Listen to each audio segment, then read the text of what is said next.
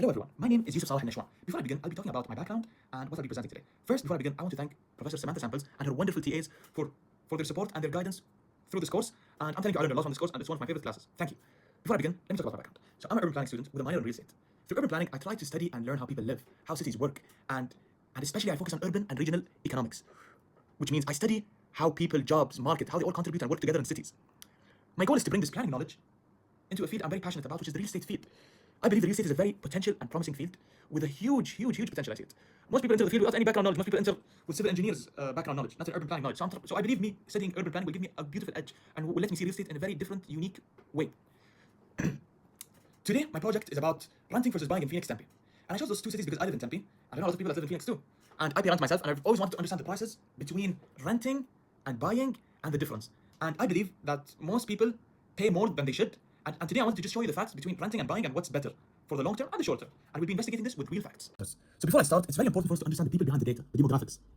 That fancy word demographics is the characteristics of the population, which I mean race, age, income, family, and the status of them. These shape where people live and how they live. And also culture is a very big factor too. Because culture, every culture has different preferences. For example, where they want to live, what neighborhoods they're drawn to. I've noticed this because I live in a community with my own culture. And I choose to live there partially because of that cultural connection. So in real estate and in urban planning, I think this is very underestimated. So when I study Phoenix and Tempe, I can't just say they're students. I need to understand who are those students, where they come from, and what do they prefer. Now, why does this matter? So I believe housing is an essential thing. The United Nations recognizes fair housing as a basic human right. It's part of everyone's right to have a decent standard of living. But to dig into the deeper question, which I want to solve is, why do we rent and pay someone else's loan? Why do renters do that in general?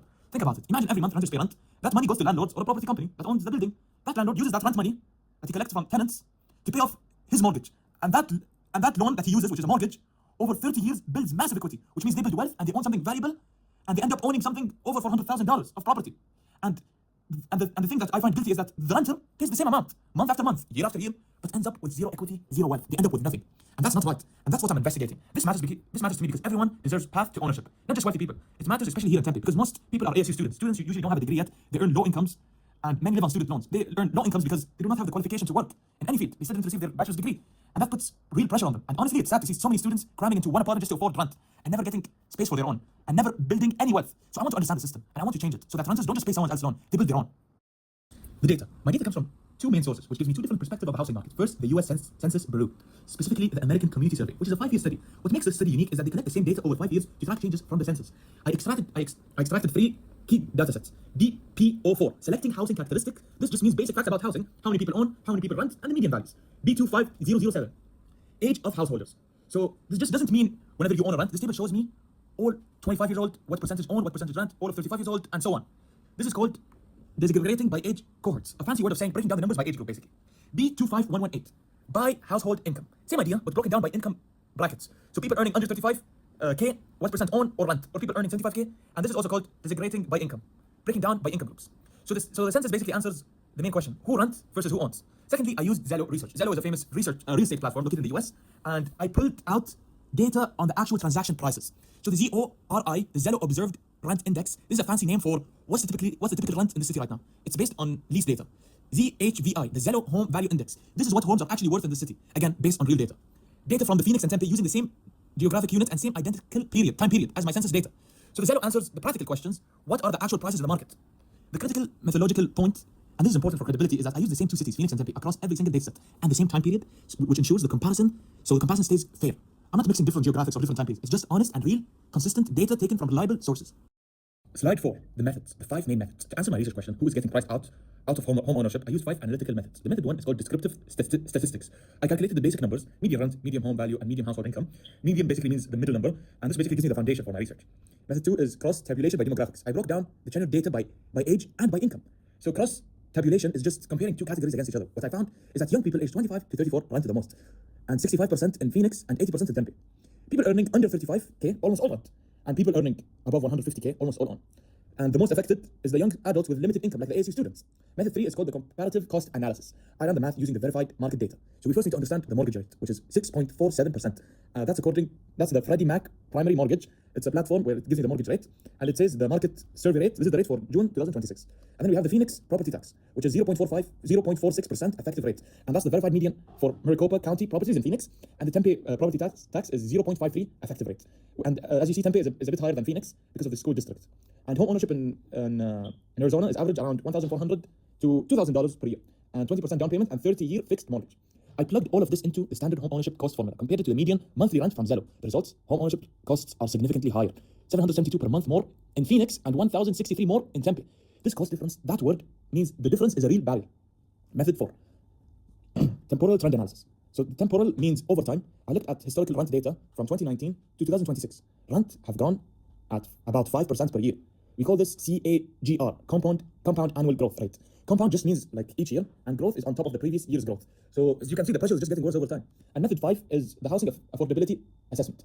I applied the standard 30% affordability rule, which is basically 30% of your income, and this was established by the HUD, which is that's the US Department of Housing and Urban Development, which is basically that your housing should not cost more than 30% of your income. So I had to calculate this by basically doing housing cost to income ratio equals monthly rent divided by monthly income, and then I multiplied for 100. And if it's above 30%, this means you're paying more, and if you're paying less, that's something great, honestly. So what I noticed was that what I found was that around 52% of renters pay 30% or more on housing, which is quite like it doesn't match.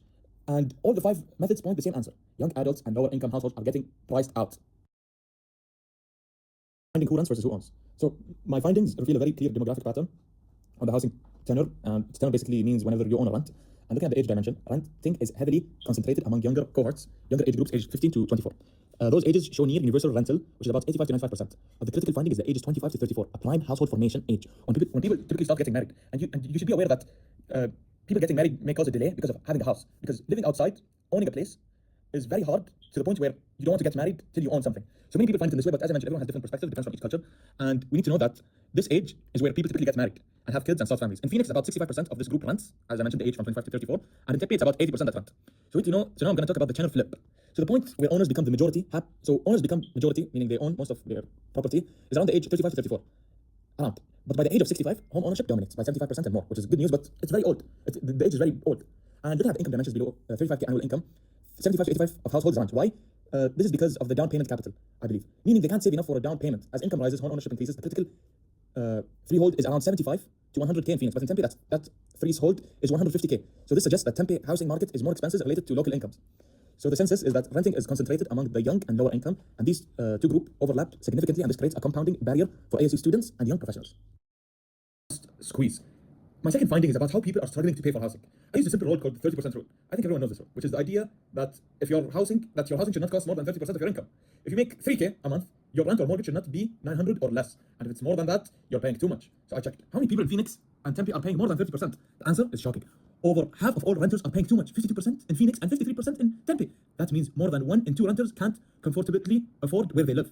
Now compare that to owners. Only 26% of owners in Phoenix are struggling and only 22% in Tempe. So the owners are much better off. Why is that? 3 reasons. First, rent goes up every year. Maybe 3%, 5%, sometimes 10%. But if you own a home with a fixed mortgage, your payment stays the same for the next 30 years. Owners are locked, and while renters are not. Second, renters get nothing back. Every dollar you pay in rent disappears. But every dollar an owner pays for his mortgage, he builds equity, meaning they own more of the house each month. And they're building wealth. Renters build zero. Third, rich people own, poor people rent. So when you compare rich owners to poor renters, of course, poor renters are struggling more. They have less money, and they're paying more for housing. So the bottom line of this is that renters are getting crushed, and they have nothing to show for it. Slide 7, rent versus buy, plus where rent is headed, which basically means the forecast. Now, let's answer the big question. Is it cheaper to rent or buy right now? I did the math. I used real numbers from the market. First, as I mentioned, the mortgage rate, 6.47%. That's the current rate right now, taken from Freddie.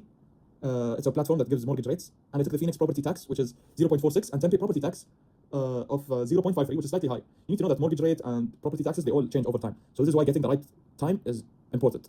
So I used the standard 20% down payment, plus home owner's insurance, around $1,400 a year.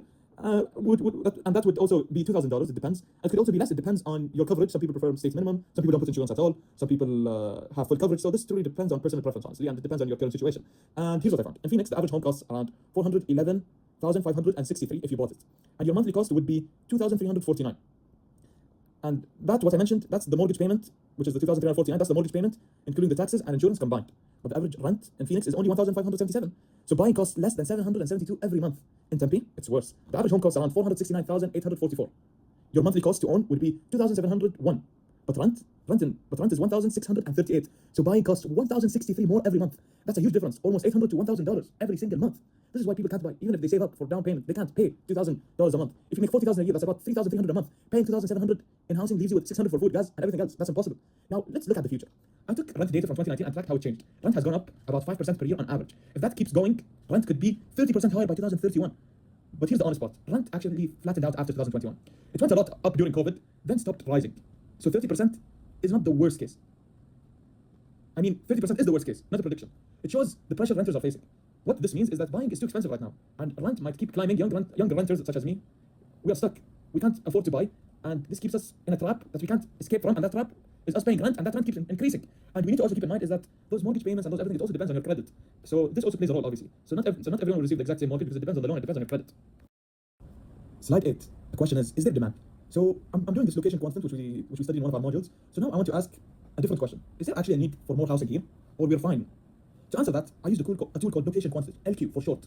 Don't worry about the name. The idea is so simple. The idea is the LQ compares one city to the whole country, and if a city has the same number of renters as the US average, the LQ is 1.1 normally. If a city has more renters than the average, the LQ is above 1.0, and if it has a fewer, it is below 1.0.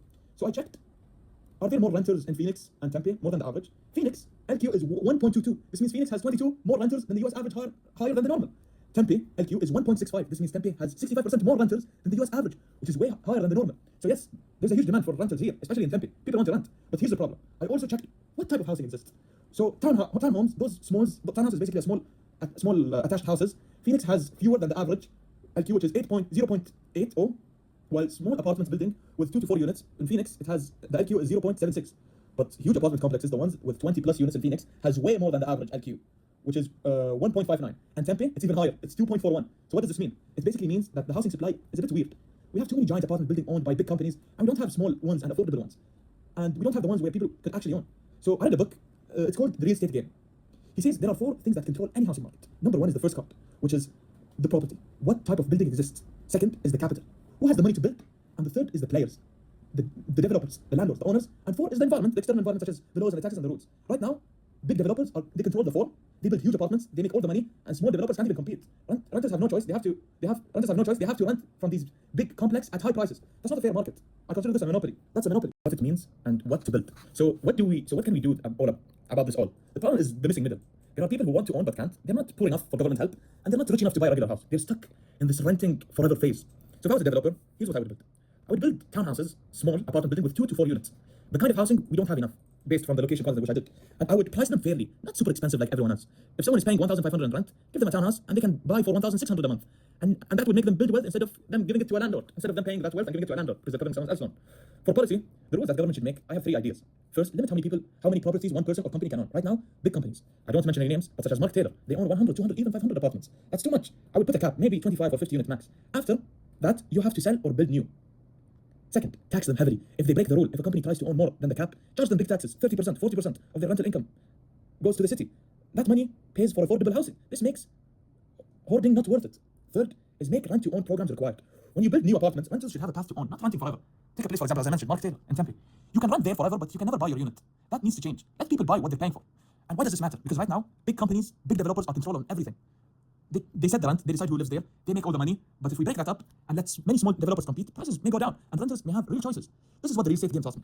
You can't just build a building and hope it helps people. You have to change the system. You have to think about all 4 things: the property, the money, the capital, the people, and the rules. That's what real planning is. And it all comes back to the question I said, why should renters pay someone else's loan? They shouldn't. They should be building their own wealth, their own future. That's what fair housing looks like. Final answer with a wrap-up. So let me answer the big question I started with: should you rent or you should own? Here's the honest breakdown. If you look at the monthly cost, renting is cheaper right now. You save $772 to around $1,063 a month compared to buying. So renting once in the short term, honestly. Like if you're gonna just come here if you're just gonna stay in a place for a specific time frame, then I think you should rent, honestly. This is the best approach for you. But the long term, definitely owning once. First, owning once because it's way bigger when you own. Every payment you pay, every dollar you pay, builds equity. And you own more of the house each month. And after 30 years, you own a property worth $400,000 or even more. When you rent, after 13 years, you paid over $500,000 to a landlord and you leave with nothing. So owning is better for the future. But here's the real problem. Owning isn't actually possible for most young people in lower income in Phoenix and Tempe right now. The monthly cost is too high and the gap is too big. You can't make that jump. That's not really a choice. That's a trap, honestly. You're forced to rent, you're forced to give your money to the landlord forever, and you're forced to never build wealth. So the answer isn't renting is fine. The answer is we have to change the system. We have to make owning possible for everyone, not just the rich people and those developers. That's what the policies I talked about will do. So for future research, I want to study 3 things. 1, do down payment help programs actually work? Does the down payment program actually work for people? 2, how much new housing would we need to build to lower rent? And 3, how is remote work changing where people live? And thank you. My sources come from the US Census data, Zillow Research, Freddie Mac for the mortgage rate, the Maricopa tax records, and the real estate game by Poor View. Thank you for listening, and I hope you enjoyed. Thank you so much.